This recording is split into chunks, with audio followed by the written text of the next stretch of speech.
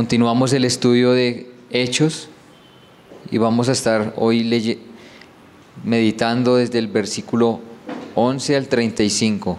Hechos capítulo 23, del versículo 11 al 35.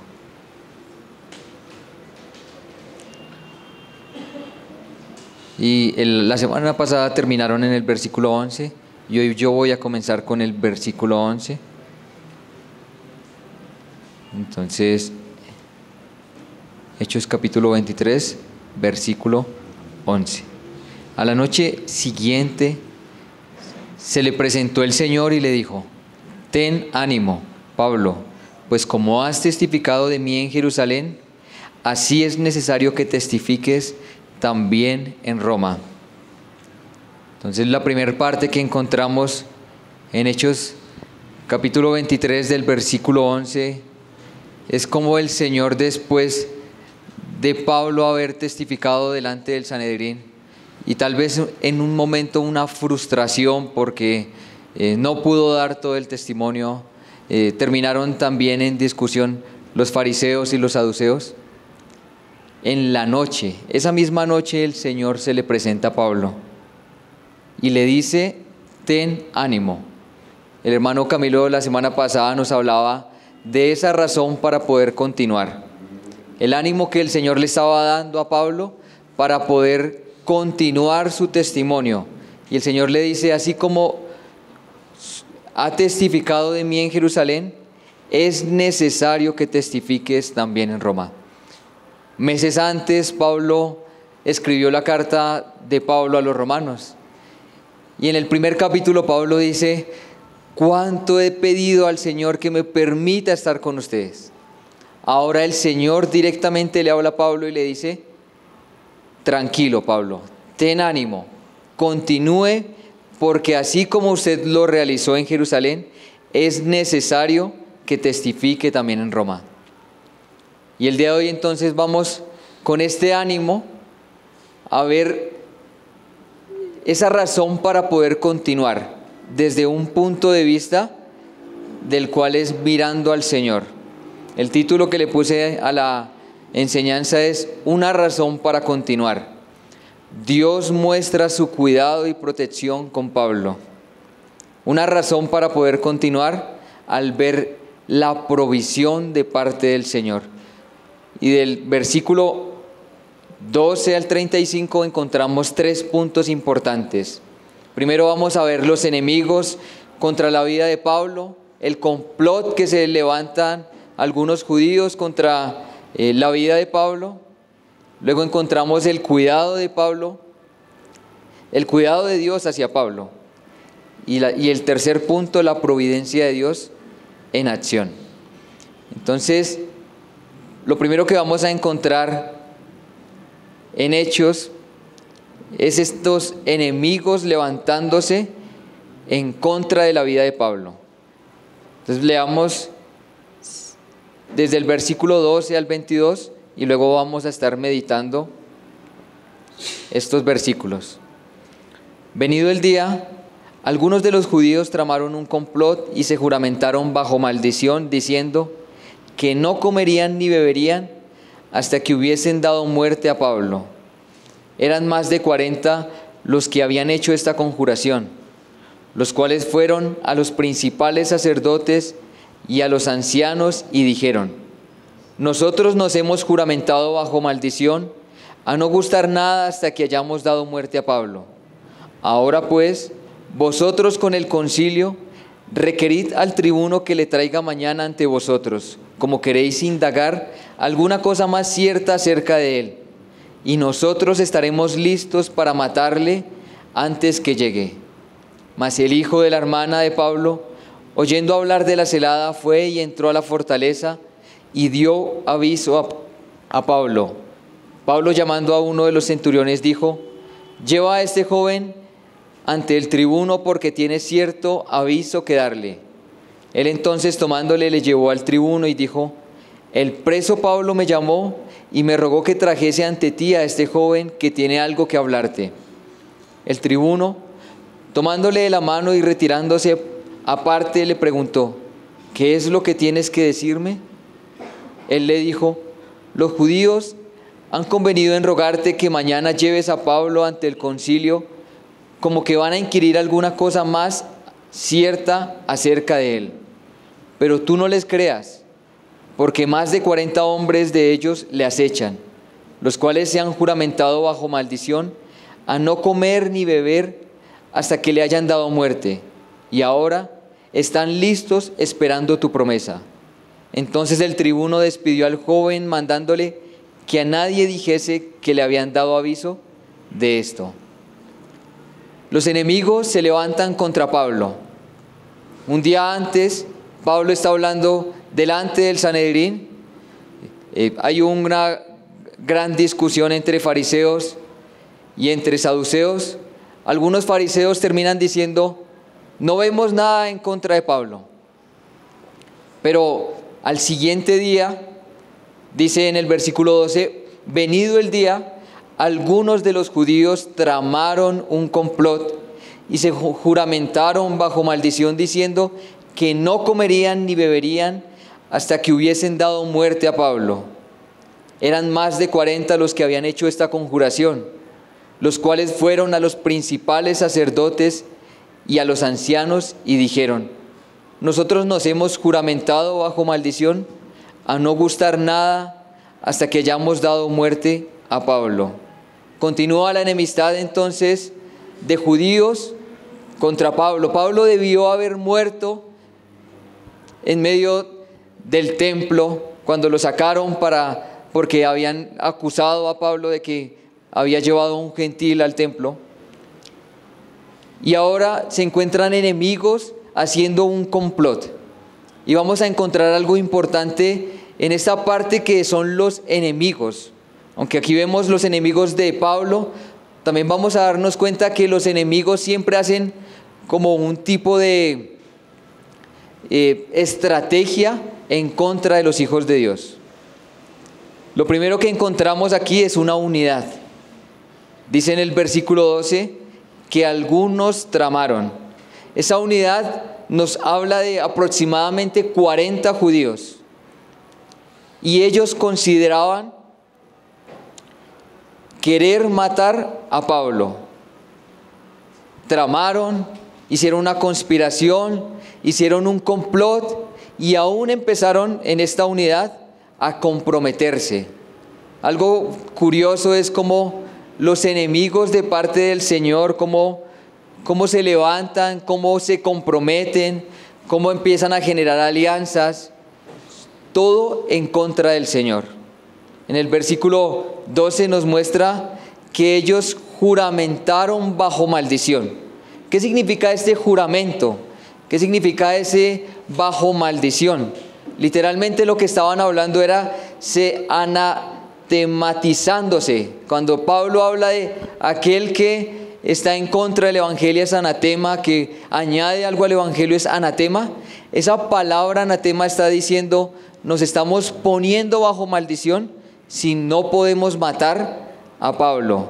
Era un compromiso que ellos estaban haciendo y estaban diciendo: bueno, que Dios nos maldiga si llegamos a comer o beber hasta dar muerte a Pablo. Los enemigos estaban aún quitando sus necesidades básicas, como el poder beber y comer, por solo matar a Pablo, por solo acabar lo que el Señor estaba haciendo, por todo el evangelio que había sido llevado hacia otros lugares. Los enemigos de Dios entonces tienen un gran compromiso. El compromiso de ellos es: prefieren estar malditos, prefieren lo que sea, pero primero tienen que acabar con la vida de Pablo, del evangelio, de la iglesia. Esto es lo que realmente hace los enemigos, se comprometen. Se comprometieron. En el versículo 13 sigue mostrando que eran más de 40 los que habían hecho esta conjuración.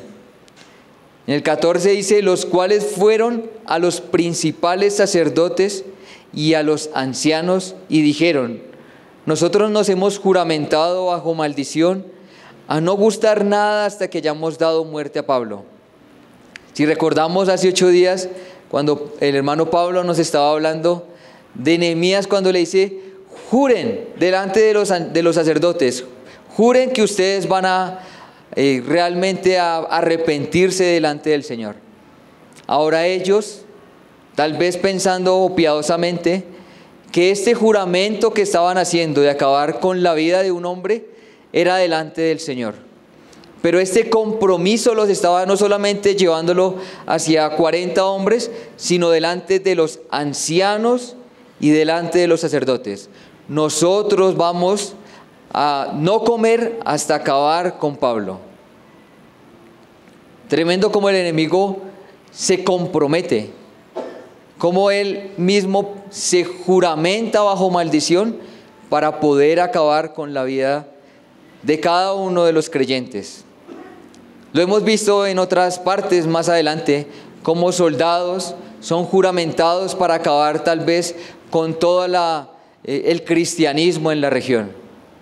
Las persecuciones normalmente les terminan diciendo, su compromiso es que acabe con todo el cristianismo. El enemigo de Dios comprometiéndose. Ahora en el versículo 15 nos damos cuenta un poco más de lo que hace el enemigo. Dice, ahora pues vosotros con el concilio requerid al tribuno que le traiga mañana ante vosotros, como que queréis indagar alguna cosa más cierta acerca de él, y nosotros estaremos listos para matarle antes que llegue. El enemigo también genera alianzas. Nos dimos cuenta cómo el Señor Jesús decía en los evangelios que se levantaron fariseos, saduceos, los herodianos, se unieron para ver si encontraban alguna falla en el Señor Jesús. Hay alianzas de la cual el enemigo no le importa si es de derecha, si es de izquierda, no le importa si es nazi, no le importa si es comunista, no importa nada de esto. Desde que tengamos el mismo propósito, no importa. Y el cual es acabar con el pueblo del Señor. En estas alianzas, en el versículo nos muestra que incluyen a ministros del templo. También incluye al Sanedrín. Lo más probable es que sean solo algunos de los fariseos, porque otros fariseos dijeron, no vemos nada con Pablo. Normalmente cuando hay alianzas, llaman a personas que también están queriendo buscar eso. ¿Sí? Si nos damos cuenta en Hechos, los judíos contra Tesalónica llaman a algunos ociosos. O sea, los enemigos siempre están llamando ociosos, que están en contra del Señor. No importa lo que usted piense, lo único que importante es que si nos unimos es para acabar con ellos. Alianzas incluyen también situaciones, porque la alianza también es una situación. Necesitamos que usted nos ayude, que hable con el tribuno y diga que necesita indagar, que necesita una investigación más profunda para que usted llegue a una conclusión, señor tribuno. Estaba queriendo utilizar tal vez personas importantes del Sanedrín para que hablara con el tribuno y le pudieran decir, señor tribuno, usted necesita llegar a una conclusión, nosotros también. Por favor, acérquese al concilio para que le sigamos preguntando a Pablo. Todo esto era una trampa, pero ellos utilizan alianzas aún de personas con alto poder para que puedan llegar a lo que ellos querían. También el enemigo nos muestra una preparación. En el versículo 15 nos dice al final, y nosotros estaremos listos para matarle antes que llegue. ¿Se dan cuenta cómo el enemigo está listo? Como la Biblia nos dice, anda como león rugiente. Están listos.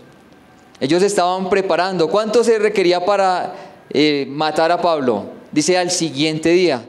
O sea, estaban preparándose en un solo día Y esta preparación no solo era del día, sino que entre ellos existían algunos terroristas, algunos llamados los celotes.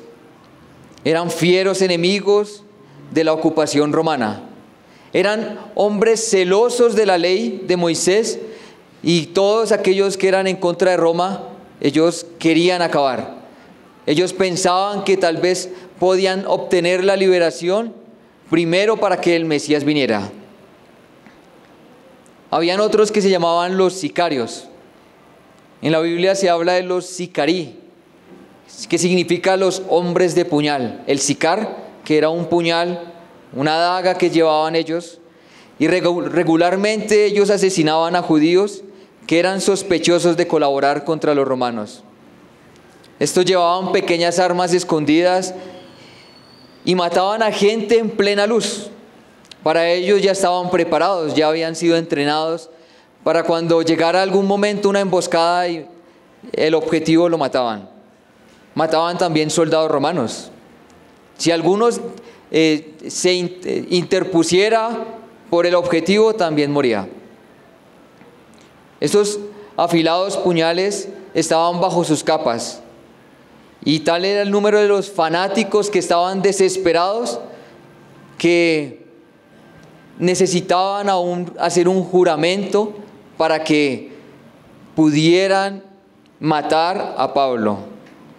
Entonces encontramos cómo estaban preparados. Ellos se habían preparado, necesitaban un día, toda la estrategia, tal vez por encima de los pasillos de las casas o por alguna parte se reunía una gran cantidad de gente, sin importar el número de soldados, y mataban a Pablo. Estaban listos. Viendo todo esto del enemigo, encontramos entonces cuál es el propósito de los enemigos de Pablo. Es acabar, es matar, es destruir. Era un propósito intencional del cual era este hombre ha estado hablando mal acerca de la ley de Moisés, del templo, merece morir. Pero también tenían un propósito, entre comillas, piadoso. Era un propósito por servir a Dios. Enemigos que pensaban que estaban sirviendo a Dios matando a Pablo. Y no es de extrañar. Nosotros vimos como Jesús había dicho que venía la hora cuando cualquiera que os matara pensarían que estaban rindiendo servicio a Dios. No era de extrañar que los mismos del pueblo del Señor estaban en contra de la voluntad y del propósito de Dios. En el versículo 16, para continuar, después de ver las estrategias del enemigo, la unidad, de ver las alianzas que estaban teniendo, de cómo se estaban preparando y de un propósito, encontramos en el versículo 16 el más. Otras versiones dice pero. Y yo quería poder tal vez detenerme un momento en el mirar ese pero, porque la Biblia nos deja ese pero con un gran propósito. Ese pero es un contraste en donde vemos cómo Dios gobierna, vemos cómo Dios domina todo y cómo Dios sabe todas las cosas. A Él no se le estaba pasando por alto las estrategias de los enemigos. No se le estaba pasando por alto lo que los enemigos estaban tramando en contra de la vida de Pablo. Esas conspiraciones. Aún vemos en el Salmo, hay un Salmo que dice: ¿por qué se rebelan contra Dios las naciones y los pueblos? ¿Por qué estudian la manera de luchar contra Él y contra su rey?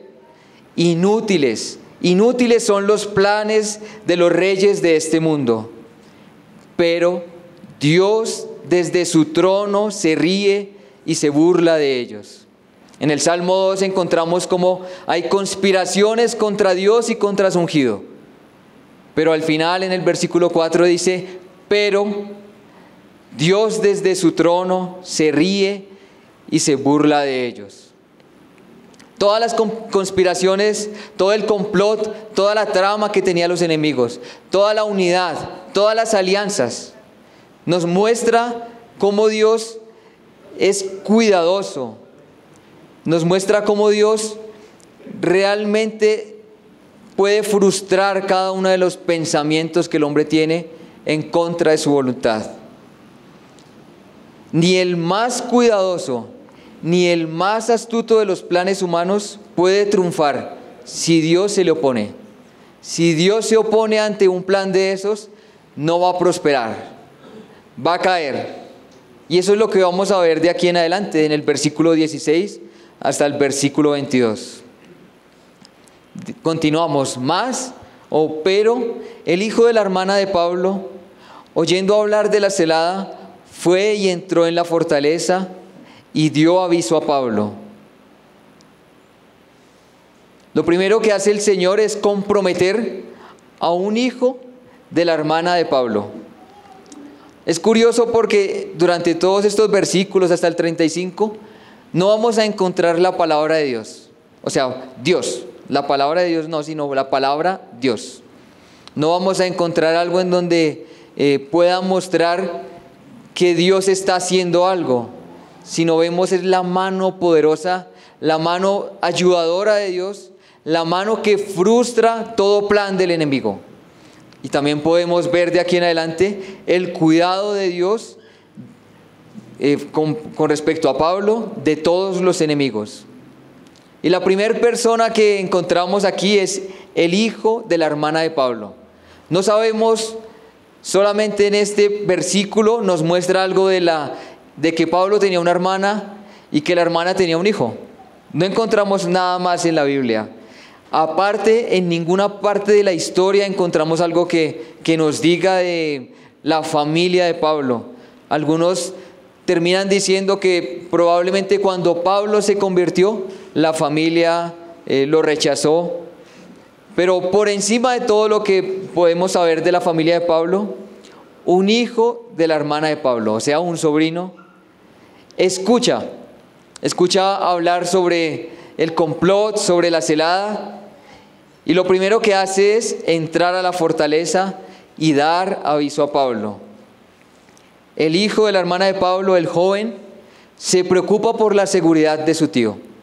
Dios compromete el corazón de aquel hombre que escucha, y no para volverse indiferente a lo que escuchó, sino que se siente ahora responsable con la vida de aquel hombre que está en la cárcel y que tienen planeado acabar su vida.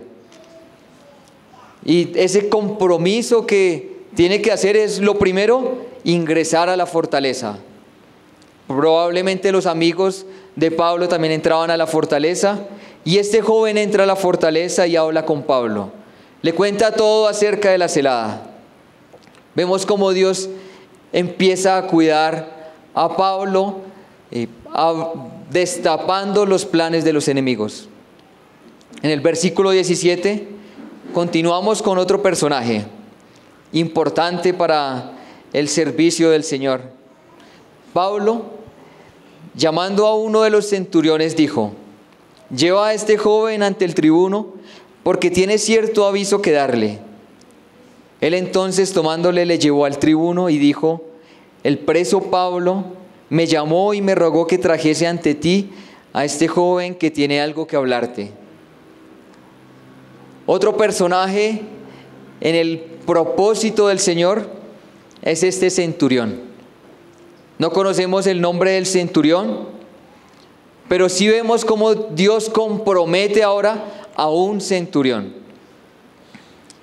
Y algo importante, lo hemos visto durante toda la Biblia, cómo el Señor pone gracia delante de José, puso gracia ahora también a Pablo delante del centurión.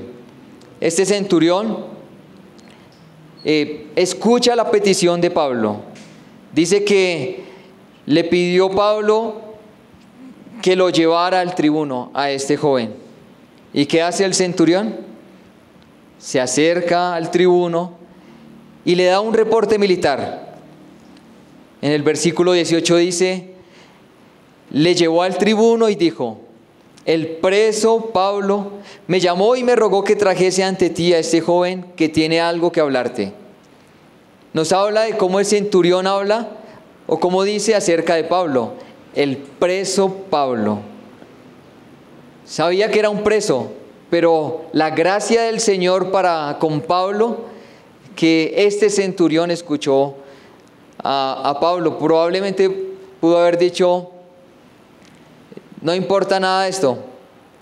Sin embargo, la gracia del Señor y aún la ciudadanía que tenía Pablo como romano, esto le daba algunos privilegios que el Señor le había regalado para aún protegerlo de todos los enemigos.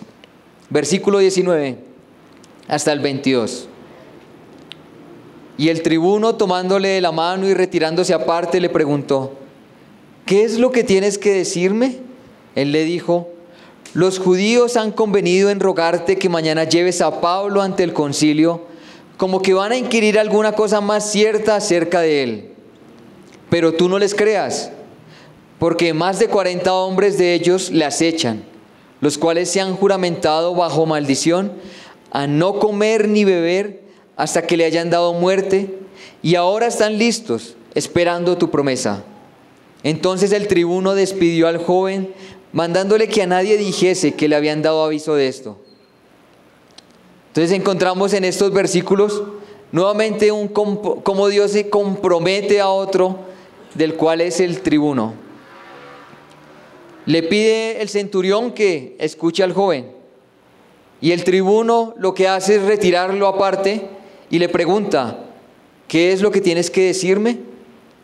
El tribuno escucha atentamente a un joven, y este joven le cuenta todo el plan que tienen los judíos en contra de Pablo, cómo se habían hecho un juramento y cómo tenían planeado, cuando el tribuno llevara a Pablo hacia el concilio, hacia el lugar, matarlo. El tribuno entonces se siente comprometido y dice: por favor, no le diga a nadie que yo ya sé. Váyase y no le diga a nadie que yo ya sé. Hermanos, solo leyendo estos versículos, ¿podemos ver la mano de Dios obrando? ¿Podemos discernir la mano de Dios? ¿O realmente estamos viendo las cosas como meros acontecimientos del azar? Como algo que sucedió porque tenía que suceder. ¿O logramos ver algo de cómo el Señor ha puesto su mano y ha puesto su cuidado, utilizando aún personas incrédulas? ¿Cómo podemos ver la protección de Dios? Ahora, los siguientes versículos, vamos a encontrar una providencia de Dios en acción. En el versículo 23, el tribuno se siente comprometido. Le dice al joven: por favor, no le cuente a nadie que yo ya sé. Le pide silencio acerca de la celada, tal vez para que ellos tomen una medida rápida. Y empieza a tomar decisiones de las cuales también son guiadas por el Señor. Cuando se habla de provisión, es porque podemos ver cómo Dios está proveyendo un cuidado hacia Pablo. Cómo Dios empieza a proveer por medio de todas las circunstancias ese cuidado para que Pablo pueda cumplir su propósito. Y en el versículo 23 vemos cómo el tribuno dice: y llamando a 2 centuriones, mandó que preparasen para la hora tercera de la noche 200 soldados, 70 jinetes y 200 lanceros para que fuesen hasta Cesarea, y que preparasen cabalgaduras en que, poniendo a Pablo, le llevasen en salvo a Félix el gobernador. Y de aquí en adelante encontramos un ejemplo muy poderoso de cómo Dios provee en momentos de peligro y de adversidad. En el versículo 23 vemos cómo el Señor está proveyendo la mitad de un batallón, 470 hombres. ¿Sí? 200, aquí nos muestra aún Lucas ¿Cuántas personas estaban llevando a Pablo para escoltarlo? Primero 2 centuriones, luego 200 soldados, 70 jinetes y 200 lanceros. La hora también era importante. Dice, para la hora tercera de la noche, versículo 23. El recorrido aproximadamente 105 kilómetros. Era el recorrido que tenían que ir desde Jerusalén hasta Cesarea. Y la provisión de parte del Señor, una guardia digna solamente de un rey. 470 soldados. La mitad de soldados que habían en el templo. 470. Una gran provisión de parte del Señor. Algo importante, como el soldado, como el tribuno hace estratégicamente el transporte, porque la hora era importante. Dice que eran las 9 de la noche aproximadamente, y era porque en Jerusalén los movimientos de las tropas eran lo suficientemente comunes. Para ellos era común ver grandes soldados transportándose de un lugar a otro lugar. Entonces, el gran número de soldados era una gran provisión de parte del Señor. La caballería, los lanceros, todos estaban preparados para salir de Jerusalén sin levantar ninguna sospecha entre los judíos. Si solamente salieran 30 soldados y Pablo siendo escoltado por 30, era fácil sospechar, allá va el señor Pablo. Pero 470 personas era una gran provisión, una gran estrategia para que no levantaran sospechas. En el versículo continuamos, dice que para que fuesen hasta Cesarea y preparasen cabalgaduras en que poniendo a Pablo. Nuevamente encontramos la provisión de parte del Señor, una cabalgadura para Pablo. Pablo iba a ser transportado, pero él iba en su caballo. Probablemente pudo haber ido caminando, era preso. Pero nos damos cuenta cómo el Señor está proveyendo aún cabalgadura para Pablo. Y al final del versículo dice que lleven a salvo a Pablo. Una provisión también de parte del Señor. Un mandato del tribuno a los soldados. Su misión es que lleven a salvo a Pablo. Los soldados tenían una misión: llevar por encima de cualquier cosa a salvo a Pablo, un romano con grandes privilegios. Tenían privilegios los romanos para no ser juzgados como lo querían hacer, que era latigarlos, pero tantos privilegios hasta llevar medio batallón. Ahí podemos ver nuevamente la mano del Señor. Ahora continuamos, porque el Señor también, por medio del tribuno, provee una carta dado del tribuno a Félix, del versículo 25 al versículo 30. El tribuno escribe una carta en estos términos: Claudio Lisias, al excelentísimo gobernador Félix, salud. A este hombre, aprehendido por los judíos, y que iban ellos a matar, lo libré yo, acudiendo con la tropa, habiendo sabido que era ciudadano romano, y queriendo saber la causa por que le acusaban, le llevé al concilio de ellos, y hallé que le acusaban por cuestiones de la ley de ellos, pero que ningún delito tenía digno de muerte o de prisión. Pero al ser avisado de acechanzas que los judíos habían tenido contra este hombre, al punto le he enviado a ti, intimando también a los acusadores que traten delante de ti lo que tengan contra él. Pásalo bien.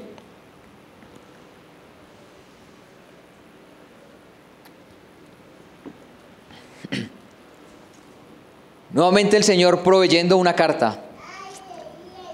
El tribuno escribiéndole al excelentísimo gobernador Félix. El cargo que está llevando Félix es el mismo que llevó en algún momento Poncio Pilato. Cesarea era la capital provincial de Judea y él tenía a cargo Judea y una parte también de Cilicia. Félix era el gobernador, aproximadamente 8 años estuvo gobernando. Sin embargo, es importante resaltar lo que la carta está diciendo, porque el Señor provee de cualquier cosa. Uno primero pregunta, ¿cómo Lucas pudo arreglarse para obtener esa carta oficial? ¿Cómo Lucas pudo encontrar esta carta para que nosotros podamos hoy leerla, estudiarla, saber qué había sucedido, qué pensaba el tribuno acerca de Pablo? Es un poco difícil saberlo, ¿no? Pero no podemos dejar de pensar que probablemente cuando llegaron los soldados le leyeron la carta a Félix, o que Félix tal vez la publicó en algún momento para mostrar que ahora estaba bajo la cobertura del gobernador. No lo sabemos, pero para Lucas fue muy importante, y para el Espíritu Santo, esta carta. Una gran provisión de parte del Señor. Una carta que, si la leemos, aparece muchas veces el pronombre yo, que en cierto punto es honesta, pero decididamente egocéntrica. Una carta en donde el tribuno dice, y yo le libré, y yo hice esto. Y cómo el Señor se provee de esta carta, cómo el Señor utiliza esta carta para que Félix pueda ver a Pablo y recibirlo. Una carta en donde muestra los acontecimientos desde el punto de vista del tribuno, tal vez atribuyéndose algunas cosas. En el versículo 27 dice, lo libré yo acudiendo con la tropa, habiendo sabido que era ciudadano romano. Lo primero que él dijo fue, ¿y usted no era de los sicarios que hicieron un complot por allá en Egipto? Entonces no sabía acerca de si era romano o no era romano. Había sido atado, pero cuando supo que era romano, realmente cambiaron los papeles y le dio los privilegios que tenía un romano. En el versículo 28 dice, y queriendo saber la causa por que le acusaban, le llevé al concilio de ellos. Fue llevado al concilio, lo vimos la semana pasada, y en este concilio el tribuno da una conclusión. Versículo 29, y hallé que le acusaban por cuestiones de la ley de ellos, pero que ningún delito tenía digno de muerte o de prisión. Ahí nos damos cuenta el veredicto del tribuno, la conclusión que tenía el tribuno acerca de Pablo. Ningún delito tenía digno de muerte o de prisión. Importante, si estuviéramos en esa época y estuviéramos leyendo Hechos, podríamos llegar a la conclusión, este hombre no es peligroso para Roma. Este hombre no ha hecho nada, ningún daño. Son cuestiones religiosas. Cuán importante entonces era el registro de esta carta y cómo la provisión de parte del Señor hizo que el tribuno le diera una carta a Félix.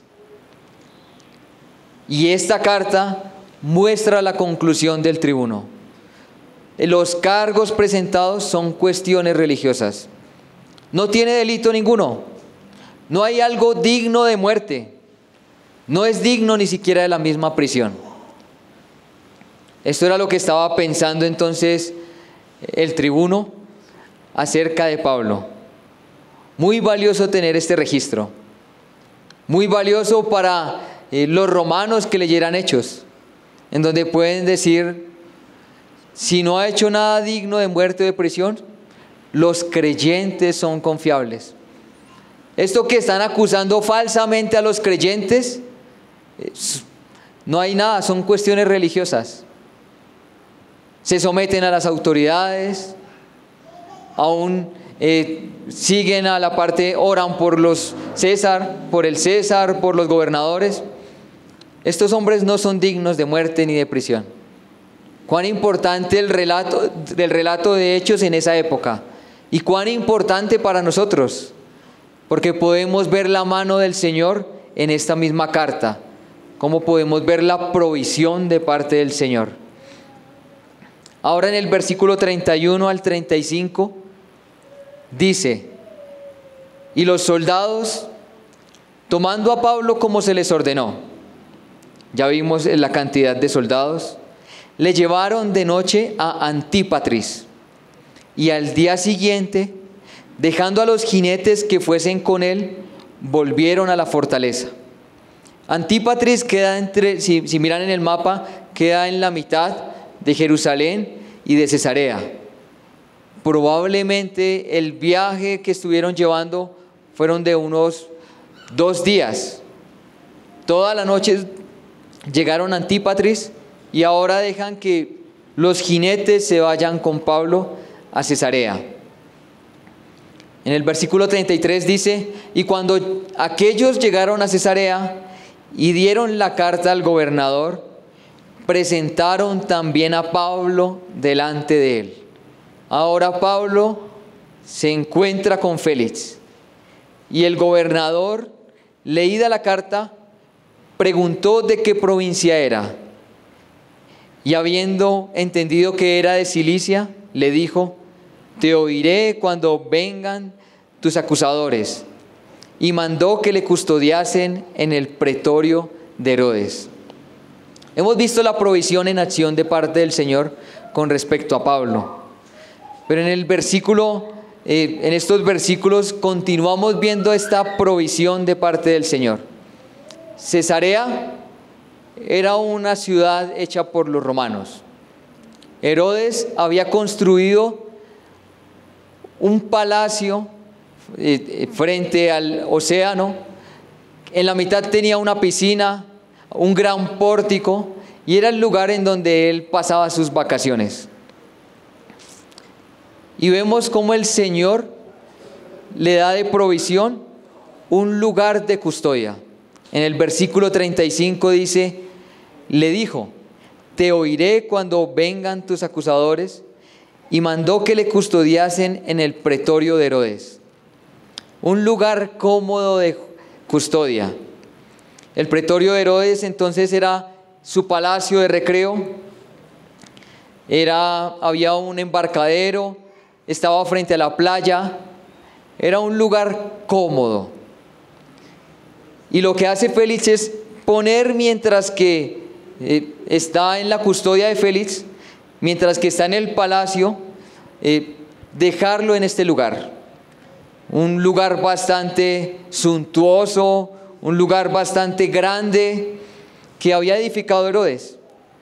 Ahora no era el palacio de Herodes, sino era el pretorio en donde iba a estar residiendo Pablo. Y podemos estar seguros que Pablo, al no tener ningún delito digno de muerte, ni de estar en la cárcel, no experimentó ningún maltrato. Más adelante vamos a ver cuánto tiempo estuvo Pablo en este lugar. Pero vemos la provisión de parte del Señor, aún en el lugar donde el Señor deja a Pablo. Ahora, viendo todos estos acontecimientos, podemos llegar a una palabra que se utiliza en teología, y es la providencia de Dios. Esto es lo que se le llama en teología la providencia de Dios. La palabra providencia viene del latín, que es providentia, y deriva de un verbo que es el provider, lo que significa, o más adelante ese provider de video, más adelante, y lo que están mostrando es el prever o el ver con anticipación. O sea que lo que significa la providencia sería ver con anticipación, y está relacionado con la idea de una visión anticipada y previsora. Eso es lo que significa la providencia de Dios. Cuando hablamos de providencia de Dios, nos referimos al cuidado que Dios tiene sobre todas las cosas del universo. A un cuidado no solamente en algún momento, sino un cuidado activo, un cuidado previsor, ya que el Señor conoce todas las cosas de antemano, el Señor teniendo cuidado y previendo de cada una de las cosas del universo. Podemos ver en la providencia que Dios está viendo con anticipación y está proveyendo para las necesidades de toda su creación, pero con algo importante, de acuerdo a la sabiduría y a la voluntad de parte del Señor. La providencia la providencia de Dios muestra un cuidado a cada una de sus criaturas. Si vemos en el texto cuando el Señor Jesús está hablando de los pájaros, de las palomas, dice que si ellos comen y no están preocupados, cuánto más los hijos de parte del Señor. Un cuidado que el Señor realmente está teniendo con cada uno de sus hijos. Wayne Grudem, hablando acerca de la providencia de Dios, dice: la providencia divina no solo tiene en cuenta los eventos pasados y presentes, sino que también abarca el futuro. Dios conoce todas las cosas y tiene un plan perfecto para cada uno de nosotros. Podemos nosotros descansar en su soberanía y confiar en su dirección. Esta es la providencia de parte del Señor. Jerry Bryce tiene un libro acerca de la providencia y tengo algunos extractos en donde él dice: la providencia de Dios es el fundamento seguro sobre el cual podemos construir nuestra esperanza y confianza. El poder continuar, el aliento para nosotros, del cual el Señor mismo está diciendo: vas a ir a Roma, está basado en una edificación, una confianza completa, una construcción en nuestra esperanza y confianza en quién es Dios. La confianza en la providencia de Dios nos libera de ansia por el futuro y nos permite vivir en gratitud y obediencia en el presente. La providencia de parte del Señor deja que nosotros dejemos mirar hacia el futuro y estemos mirando el presente. Nos permite abandonarnos nuestras preocupaciones. También nos permite encontrar paz en su control soberano. Nos recuerda que no estamos a merced del azar o de las circunstancias, sino que estamos en las manos amorosas y soberanas de nuestro Padre Celestial. Nos da la seguridad de que ningún detalle de nuestra vida escapa a su atención y cuidado. Esta es la providencia de parte del Señor. Esto es lo que hace el poder tener un entendimiento acerca de que no pasa nada por el azar, de que el Señor tiene un propósito. Hemos escuchado muchas veces: hermanos, no oremos por qué, sino para qué. Cuando tenemos el entendimiento de la providencia de parte del Señor, podríamos preguntar: ¿qué quieres tú, Señor, con esto? ¿Qué estás haciendo tú conmigo, Señor? ¿Cuál es el propósito que tú estás haciendo acá? No veo tu mano, pero sé que tú estás aquí. La providencia de parte del Señor. Para terminar, algunas partes aplicativas. Lo primero que encontramos es que el enemigo está listo para acabar con cada uno de nosotros. El enemigo anda como león rugiente. El mundo, el diablo y las tinieblas están contra la iglesia. El enemigo siempre está teniendo alianzas, siempre está amenazando para que el evangelio se deje de predicar. El enemigo quiere destruir ministerios, quiere acabar con pastores, quiere tener divisiones de la iglesia, quiere matarnos espiritualmente. Pero también podemos ver en este mismo pasaje cómo Dios sacó a luz los propósitos y los planes que tenía el enemigo. Cómo el propósito del enemigo es engañar, es llevar falsas doctrinas, es crear divisiones, es crear conflictos internos, traer persecución, oposición externa, es desviarnos moralmente, traernos tentaciones, generar en nosotros indiferencia y apatía espiritual. Pero el Señor saca a luz todo esto, que los planes y propósitos del enemigo tiene con cada uno de nosotros. Quiere matarnos, así como dijeron, hasta que muera Pablo. El propósito con cada uno de nosotros es hasta que nos alejemos del Señor. Hasta que quiere acabar con el Evangelio. Quiere distraernos, quiere emboscarnos, quiere traer desánimo, quiere traer desaliento. Pero, si recordamos en el versículo 16, hay un pero. Porque aquí también podemos encontrar, no es para exaltar el enemigo, sino para ver cómo Dios está por encima de esto. Y ese pero nos muestra un cuidado de parte de Dios. La providencia de Dios muestra su carácter. Cuando nosotros empezamos a mirar al Señor, encontramos que Dios es infinitamente sabio, que no se le ha escapado nada, que Él obra de manera perfecta. También nos muestra cómo su amor es incondicional a cada uno de nosotros, cómo su fidelidad es constante, cómo su conocimiento es perfecto, su poder es ilimitado, su paciencia y su longanimidad, a pesar de nuestras debilidades y fallas, es grande para con cada uno de nosotros. La provisión de parte del Señor muestra, deja ver cada uno de sus atributos, ya que no podemos decir que Dios es solamente amor. Y tampoco podríamos magnificar la provisión de parte del Señor, sino que aún en la misma provisión encontramos todo su carácter mostrado a cada uno de nosotros, su mano invisible ayudando a cada uno de nosotros. También encontramos en el cuidado de parte del Señor que Dios está involucrado en el cuidado de cada uno de nosotros. No nos ha desamparado, no nos ha dejado su mano. Hasta aquí, como dijo Samuel, nos ha traído el Señor. Hasta aquí nos ha traído.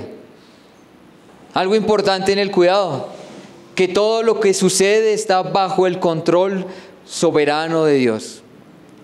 Y en esto hay que tener un poco también de equilibrio, porque hermanos, también si es voluntad de parte del Señor que algunos de sus hijos, de sus ministros, mueran para dar testimonio acerca del Señor, también lo hemos visto. En Hechos no se ha ocultado también el cuidado de parte del Señor en Esteban, el cuidado del Señor también con Santiago, con Jacobo y con cada uno de los que estuvieron acechando en contra del Evangelio y en contra del mismo Señor. Aún Pablo, enemigo y perseguidor antes del Señor. Todo lo que sucede está bajo el control soberano de Dios. J.I. Parker, hablando también acerca de la providencia, dice: no solo abarca los grandes eventos y acontecimientos históricos, hermanos, sino también los detalles más pequeños de la vida cotidiana. En las cosas mínimas el Señor también está teniendo cuidado. Dios está presente y activo en cada aspecto de nuestras vidas, dirigiendo y guiando cada paso. Timothy Keller, que hace poco también partió y está ahora con el Señor, dice: la providencia de Dios no significa que Él nos libra de todo sufrimiento o dificultad, sino que Él está presente en medio de nuestro sufrimiento y trabaja a través de Él para su gloria y para nuestro bien. En nuestras pruebas podemos confiar en su cuidado y en su guía. Hermanos, así como Mardoqueo le terminó diciendo a Esther, quizás para esta hora has llegado, quizás para los planes de Dios y propósitos de Dios están para que se cumplan en nuestras vidas. Para aquellos que no han conocido al Señor, también pueden ver y conocer y entender que Dios ha estado cuidándolos, que Dios ha estado ayudándoles y que si están aquí aún ha sido por providencia de parte del Señor. Lo primero que el Señor quiere con ellos y con cada uno de nosotros es que sean salvos del presente siglo malo, es que sean salvos de la vanidad de este mundo. Lo que el Señor quiere y su propósito con cada uno de los que no han conocido es que puedan ser libres de las pasiones de su carne, que sean libres de sus pensamientos. El Señor quiere salvarlos aún de la misma condenación y de la ira de Dios mismo. Una gran provisión que también el Señor ha dado para aquellos que no han conocido, porque si lo vemos en la historia y lo vemos en las cosas mínimas de nuestra vida, el Señor nos ha guardado y nos ha cuidado. Pero el propósito del Señor es que nos convirtamos hacia Él. Pero también hay un gran descanso al saber acerca de quién es el Señor. Hermanos, tenemos una meta. Así como Pablo le dijo, vas a Roma, ten ánimo, también nosotros tenemos una meta. En Pablo a los romanos nos dice que a los que llamó, también justificó, a los que justificó, glorificó. El propósito del Señor con nosotros es ser conformados a la imagen de su Hijo. Tenemos una meta y podríamos decir como el versículo 11, ten ánimo, así como estás ahora, la meta de cada uno de nosotros, el ser formados a la imagen de su Hijo. El Señor sigue cuidando de nosotros y llevándonos a cada uno a esta meta. Esta es la provisión de parte del Señor. ¿Cuál sería la actitud entonces en cuanto a este cuidado de Dios, hermano? ¿Cuál sería nuestra actitud? San Agustín dice algo una frase de la cual hasta quisiera grabarme en algún momento. Confía el pasado a la misericordia de Dios, el presente a su amor y el futuro a su providencia y a su cuidado.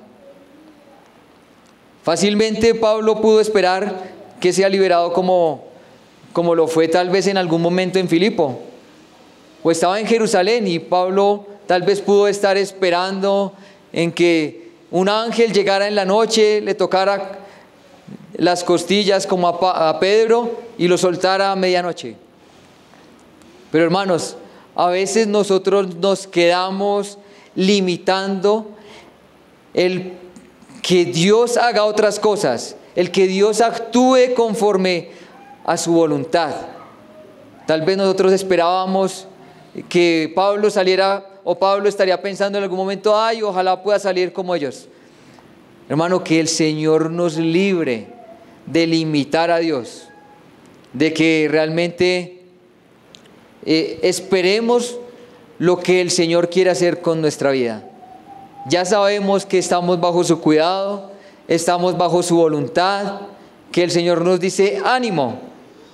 Ahora lo que queda de nosotros es que podamos tener confianza, que podamos tener seguridad, que podamos tener paz en medio de las dificultades, que tengamos gratitud delante del Señor, una adoración, pedir dirección al Señor, preguntar por su propósito. Aún en nosotros, cuando entendemos la provisión del Señor, se traza algo en nuestra vida de la cual es un propósito. Yo sé a qué he venido. Pablo lo tenía. Yo sé que el Señor me va a llevar a Roma. Cuando entendemos la provisión de parte del Señor, se nos quita todas las tinieblas, toda la neblina que hay para poder ver un poco más el camino de parte del Señor. No su totalidad, pero saber que Dios cuida de mí. También nos ayuda a que nuestra fe se fortalezca, a que podamos compartir testimonios poderosos acerca de su fidelidad y cuidado. Que otras personas puedan ver cómo el Señor nos ha guardado hasta acá, cómo el Señor me salvó, cómo el Señor me ha provisto todo lo que he necesitado, cómo me ha cuidado. Esto es lo que realmente hace cuando nuestros ojos empiezan a ver al Señor. Hermanos, oremos. Padre, gracias porque tu mano ha estado guardándonos, ha estado cuidándonos hasta aquí, Padre. Gracias porque así como tú has cuidado a Pablo, Señor, lo has hecho en nuestras vidas. Cuando hablamos de testimonios podemos ver que tu palabra se cumple, poder ver que tú también nos has guardado, nos has cuidado, nos has ayudado, has hecho milagros que ni siquiera pensábamos. Padre, muchas gracias por cómo tú tienes un propósito de la cual se va a cumplir en nuestras vidas, Señor. Aumenta nuestra fe, Padre. Ayúdanos a poder verte claramente, a poder descansar, a poder tener nuestra esperanza puesta en ti, Señor, ya que nuestra única confianza es en ti, Señor. Ayúdanos a no confiar en las otras cosas, Señor, sino solamente en que tú provees, cuida de mí, en que tú eres soberano, en que tu poder es incomparable para ayudarnos y guardarnos en nuestras vidas, Señor. Muchas gracias, Padre. Solo podemos mirarte y saber que todo tienes bajo control, Señor. Descansamos en ti, Padre. Confiamos en ti, Señor. En el nombre de tu Hijo Jesús. Amén.